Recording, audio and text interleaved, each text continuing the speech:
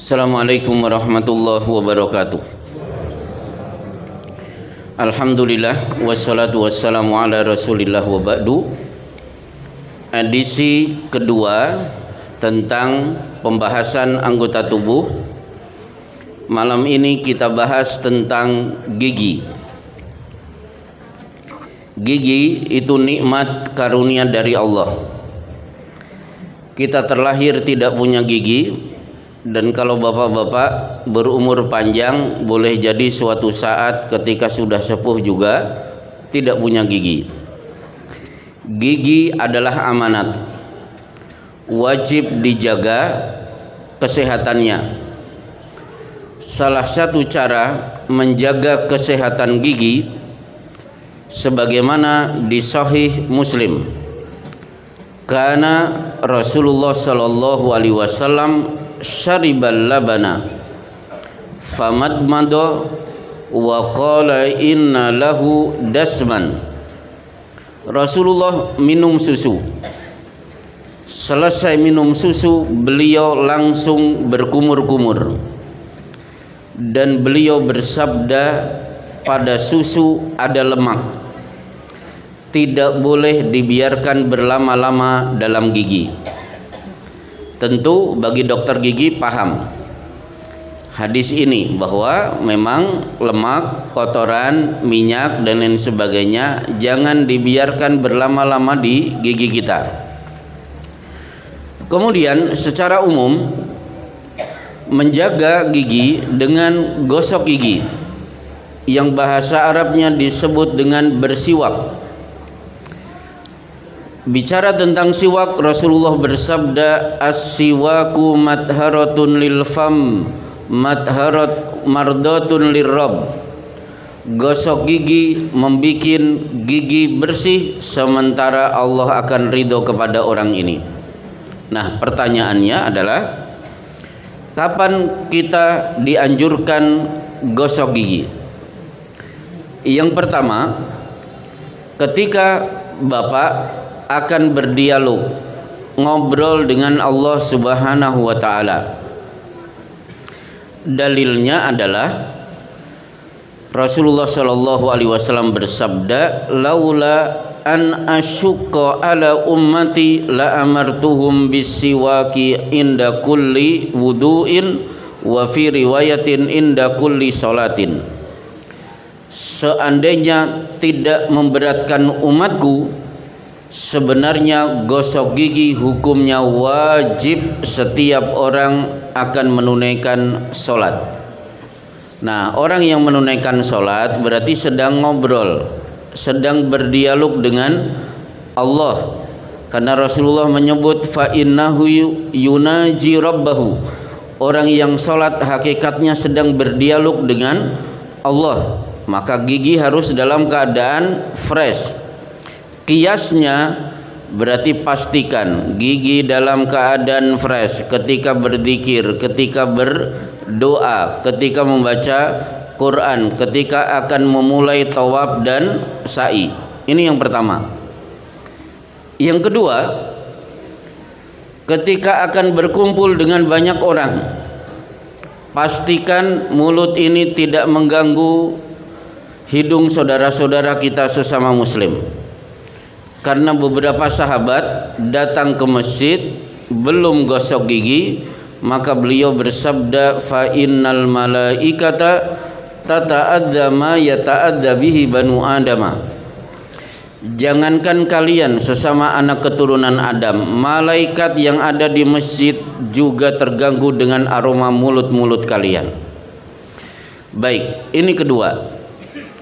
Yang ketiga, diperintahkan gosok gigi mulut dalam keadaan fresh ketika seorang bertemu dengan pasangannya.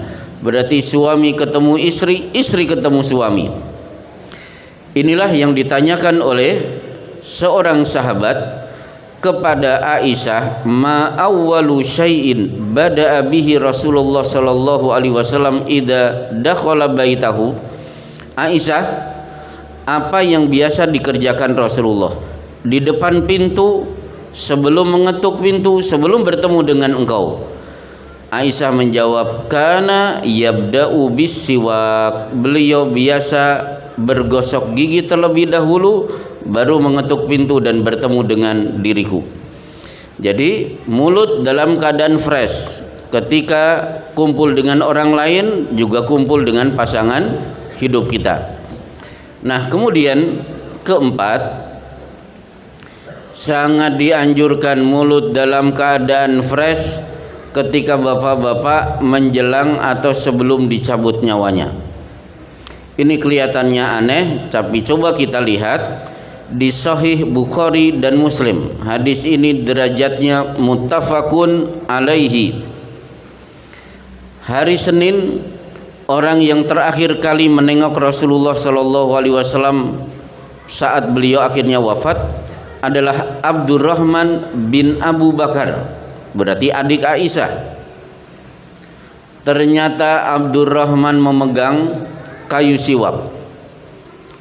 Rasulullah terus melihat kayu siwak tanpa melihat wajah tamunya, adik iparnya. Aisyah paham, kemudian akhirnya kayu siwak kemudian diambil. Faqadimtuhu wa tayyabtahu. Aku gigit-gigit supaya lembut. Fanawaltu Rasulullah sallallahu alaihi wasallam. Akhirnya kayu itu aku berikan kepada Rasulullah sallallahu alaihi wasallam. Kemudian beliau gosok gigi. Komentar Aisyah, fama raaitu Rasulullah sallallahu alaihi wasallam istanna istinanan ahsana minhu qad. Belum pernah aku melihat Rasulullah gosok gigi sebagus sesempurna hari itu. Begitu selesai kayu siwak diberikan, Abdurrahman pulang. Tiba-tiba Rasulullah bersabda, wa inna lil mauti lasakarat. Sesungguhnya kematianku ini wahai Aisyah sudah masuk gerbang sekaratnya. Beliau segera menyandarkan badannya ke tubuh Aisyah dan akhirnya beliau mengucapkan Allahumma fir rafiqil a'la berulang-ulang. Akhirnya itulah kalimat terakhir dari lisan Rasulullah sallallahu alaihi wasallam. Berarti beliau dicabut nyawa dalam keadaan gigi sudah bersih. Baik, ada satu masalah tentang gosok gigi. Apakah orang yang gosok gigi pakai sikat, pakai odol, mendapatkan pahala sebagaimana orang gosok gigi menggunakan kayu siwak? Karena Rasulullah selalu menggunakan kayu siwak. Maka jawabannya, gosok gigi dengan odol atau dengan kayu siwak ada kesamaan, ada perbedaan. Persamaannya sama-sama membersihkan mulut, sama-sama Allah ridho, sebagaimana hadis yang sudah saya bacakan tadi. Perbedaannya adalah khusus gosok gigi menggunakan kayu siwak, bapak sehari bisa 20 kali, 30 kali, 40 kali, 50 kali aman. Tapi kalau gosok gigi pakai sikat gigi, pakai Pepsodent dan lain sebagainya, dipastikan menurut Pak Dokter Gigi tidak boleh lebih dari 3 kali karena akan merusak email gigi yang kita miliki. Baik bapak-bapak yang dimuliakan oleh Allah, serial fisik tubuh organ manusia insya Allah kita lanjutkan nanti untuk kultum subuh. Wassallallahu ala Muhammad wa ala alihi washabbihi ajmain. Assalamualaikum warahmatullahi wabarakatuh.